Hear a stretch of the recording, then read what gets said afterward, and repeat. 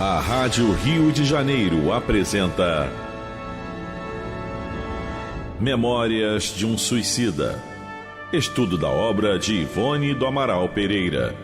Viver é a única opção. Valorize a vida. Apresentação: Berenice Lima. Olá, gente, estudar é tudo de bom. Nos dá uma segurança, nos traz uma tranquilidade na condução da nossa vida. Eu tenho experiências pessoais e acompanho outras experiências incríveis pelo simples fato de o estudo dar para a gente essa consciência de acertarmos mais, de tomarmos as decisões mais acertadas. E a Ivone vem falando aqui no livro A Luz do Consolador sobre isso. Nós, espíritas, precisamos estudar com método, com significado, estudar diariamente. Conhecereis a verdade e a verdade vos libertará. E é através desse conhecimento que a gente se liberta, porque fica fácil compreender mesmo as coisas mais complexas.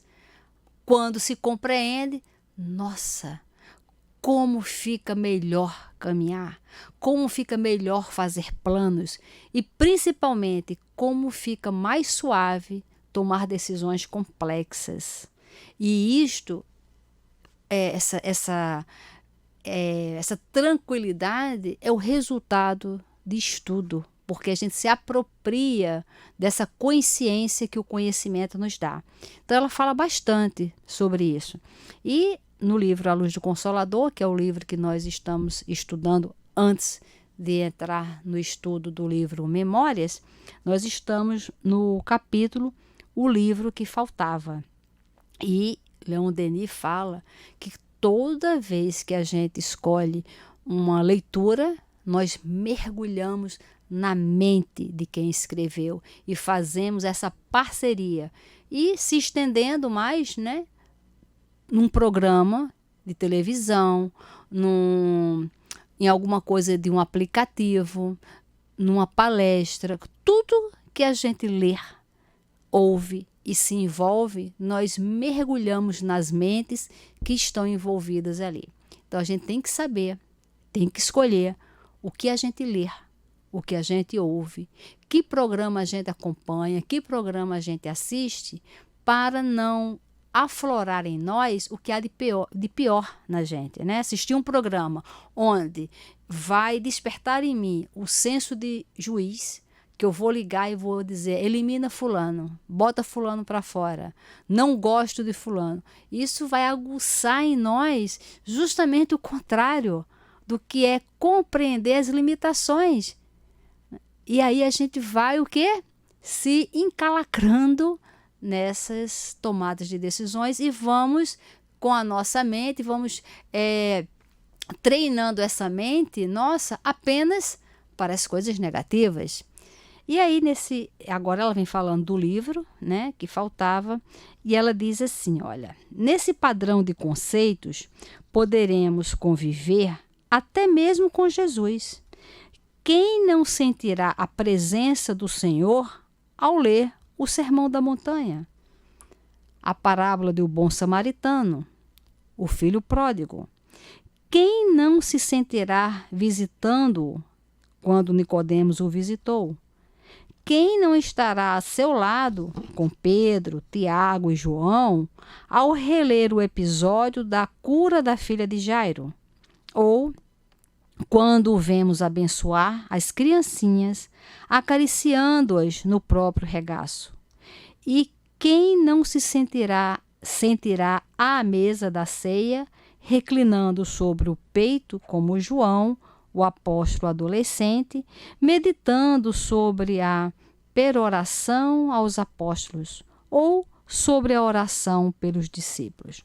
Ou seja, quando a gente escolhe essas leituras, a nossa mente vai ficar ligada à mente de quem? De Jesus. E o que significa estar com a mente ligada à mente de Jesus? Visão de futuro, compreensão do presente, aceitação do passado, usar o livre-arbítrio para nos trazer um conforto espiritual, compreender a materialidade apenas como um caminho de progresso, não a opção de vida, não como a meta da vida, mas apenas algo que nos ajuda. É isso, a gente precisa abrir a nossa mente. Tem um filme sobre Jesus Nazaré, do Franco Zeffirelli, que é um longa-metragem. Para mim é um dos filmes mais belos. É um longa-metragem, eu acho que é 4 ou 5 horas de filme, mais ou menos. Mas ali eles fizeram todas as principais passagens e falas de Jesus, maravilhosa.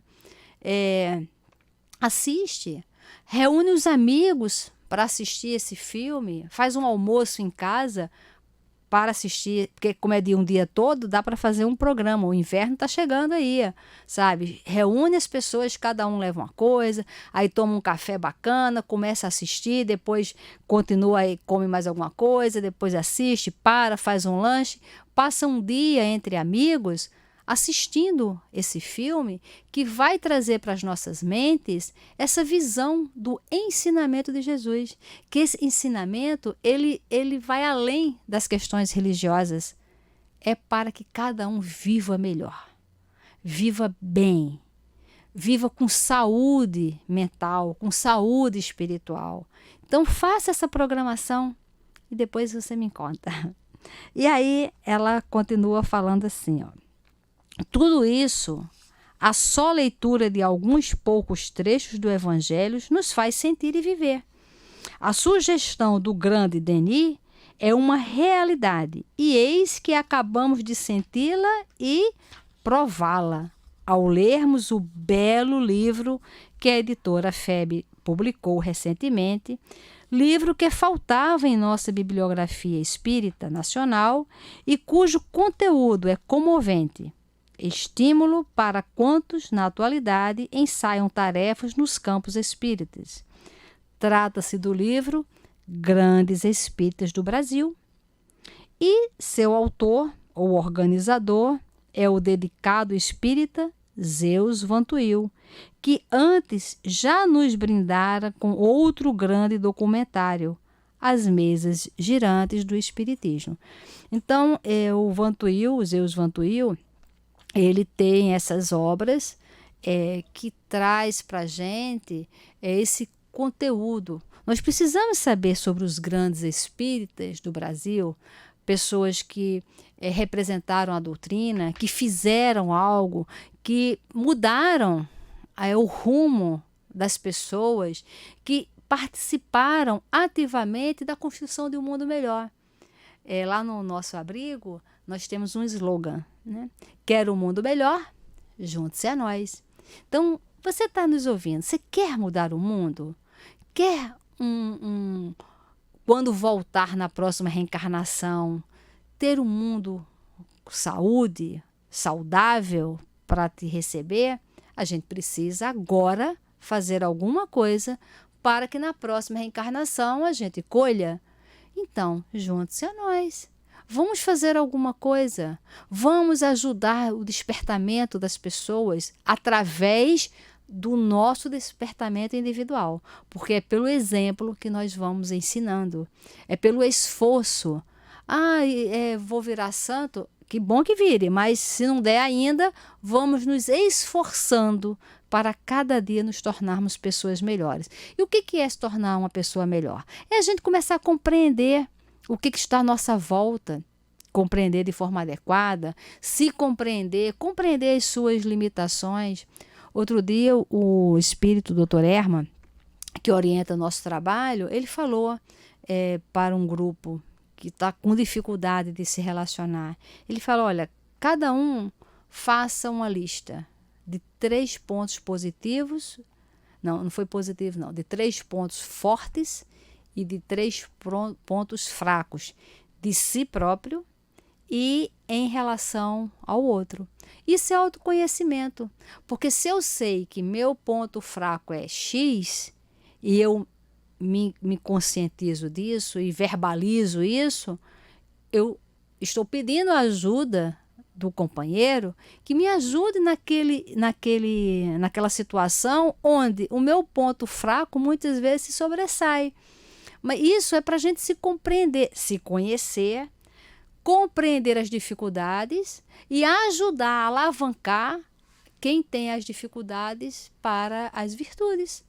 Então isso é fruto do estudo de doutrina espírita e conscientização de precisar colocar na prática esses ensinamentos. Então, ela vem falando sobre isso aí. Ela diz, o livro, né, o Grandes Espíritas do Brasil, o livro trata apenas de biografias de espíritas já de há muito chamados à pátria espiritual. Seria, portanto, um livro árido e pouco atraente se a vida desses espíritas, como homens e discípulos leais de Allan Kardec, não fosse dignificante, positivação de atos e peripécias para o estabelecimento das diretrizes do Consolador no coração dos necessitados de fé ardente e raciocínio lúcido sobre a vida, sobre a morte, as dores e os sofrimentos que se acumulam neste mundo. Então, estudar a doutrina espírita é isso, é a gente ter esse raciocínio lúcido sobre a vida, sobre a morte, sobre as dores, sobre o sofrimento que se acumulam, mas com a visão de futuro, a visão de libertar-se, de projetar-se, de evolução. E essa evolução está nas nossas mãos. Então, estudar a doutrina espírita é a gente se comprometer conosco para evoluir. E ela continua, uma fieira de batalhadores espíritas se descortina a nossa perspectiva mental quando lemos esse livro, esforçando-se cada um deles por um trabalho exaustivo para a difusão da doutrina espírita em dias do passado, para que, no presente, nós outros possamos desfrutar do direito de sermos consolados de nossas próprias dores através da prática da doutrina, de consolar o próximo sofredor à luz da mesma doutrina, de nos reunirmos confiantes em nossos templos de fé, de levantarmos abrigos e lares amorosos para socorrer crianças, velhos, enfermos e desprotegidos da sociedade e, por nossa vez, dizermos às claras, com liberdade e garantias, o que eles disseram no seu tempo por entre hostilidades alheias e sacrifícios próprios. Porque naquela época, esses bravos guerreiros e guerreiras enfrentaram muita mesmo barreiras, né? Muitos preconceitos religiosos.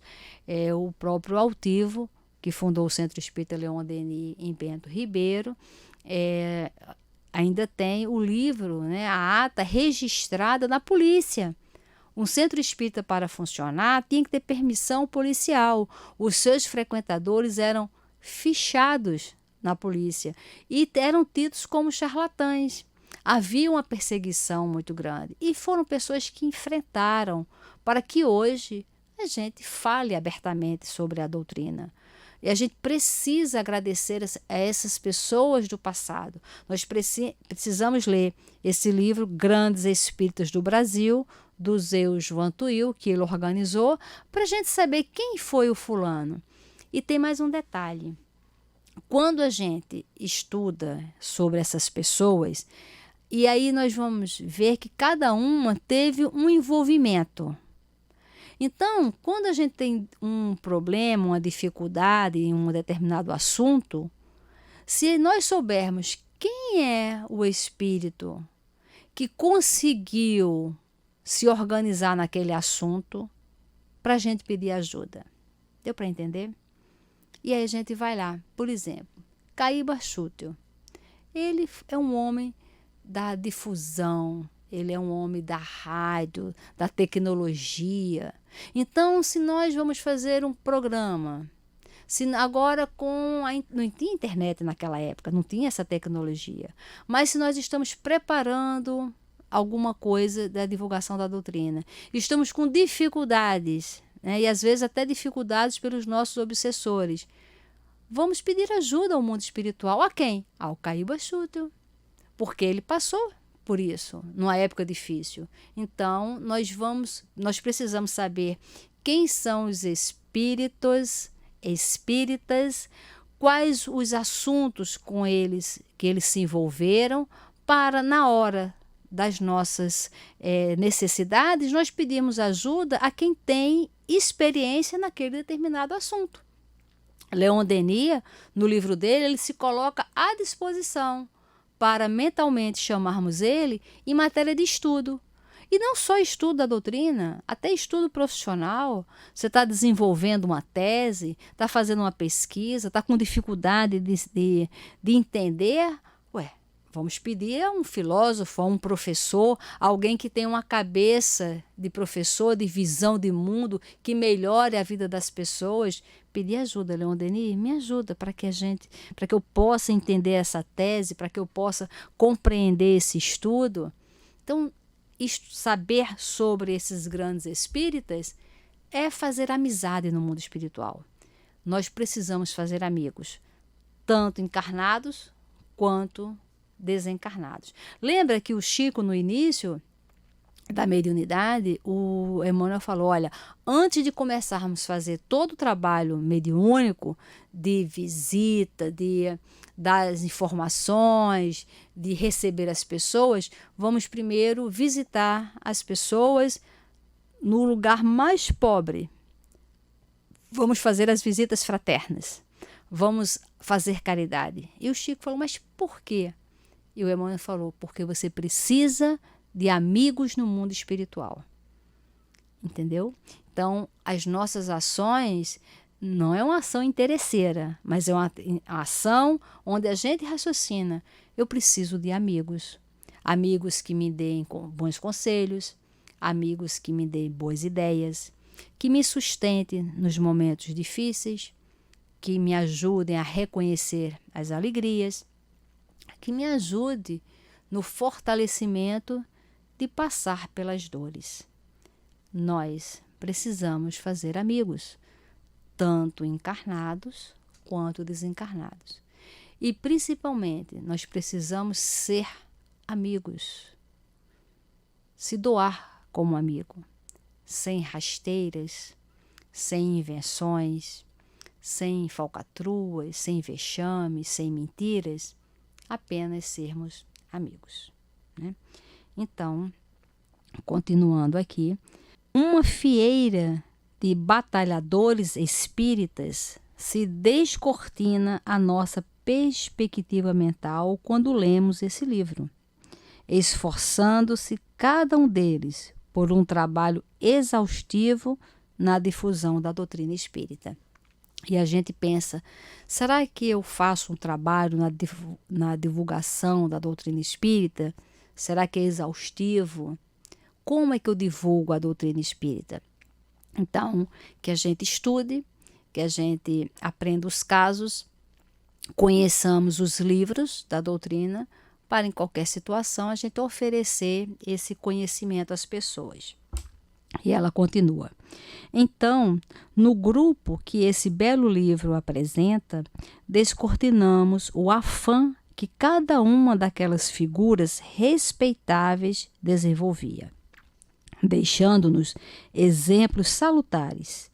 Bezerra de Menezes, irradiando a bondade do coração incansável em servir aos que seus favores recorriam.